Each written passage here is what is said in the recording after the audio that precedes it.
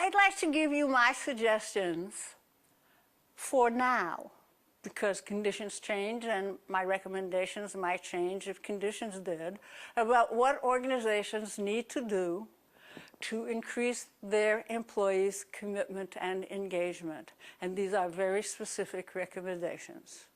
The first is you need to have mutually respectful and trusting feelings between the employees in your organization, but especially between employees and management. 2, you need to customize what employees can earn in terms of forms of recognition, in terms of working conditions. And 3, you must have a best fit between the values and the expectations of employees and that of the organization. And never hire someone where you hope that their skills will outweigh their personality, because here is the secret. Personality basically doesn't change. Only habits are amenable to change. Or as someone once said to me, no matter how long the runway, a pig can't fly. And that's how you have to hire.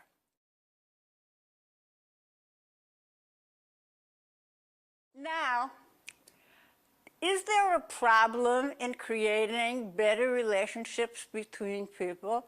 Yes, there always is. For one thing, relationships require trust. Trust requires transparency.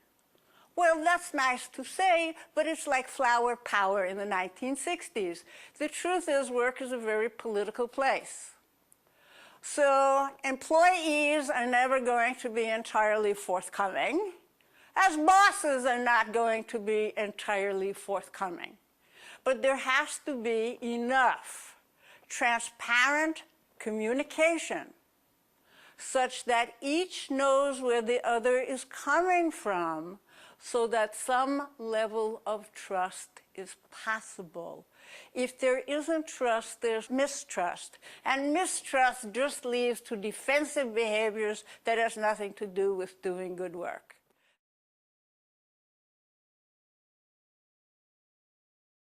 We have 6 categories of things that people want most now. And the job of the organization is to create a cafeteria of choices. How do you get the items? You interview usually 100 people in a large organization in a free-flowing interview, and basically you say, what do you want? What would really matter to you? What would change your life? What would make work easier? What would make work more exciting? And let people talk and listen. Just doing that will be experienced by employees as a commitment to them.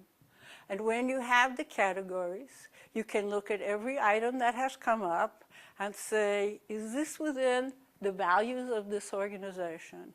Is this feasible? Is it financially doable? And that's your set of offerings to people who have earned that for a while.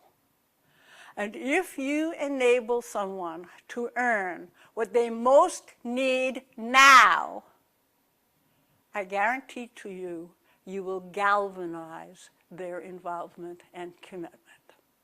Today's variables include 3 which are very familiar, like I would like to be able to earn security, I would like to be able to earn success, and 3 which are new, like I would like to enjoy my peers as colleagues. I would like both my work and my family to prosper.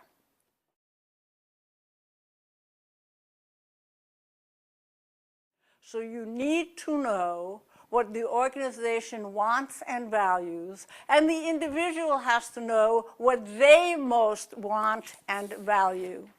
And so if you look in the book, you will find a generic questionnaire which I provide which are examples of the sorts of questions the organization ought to ask itself.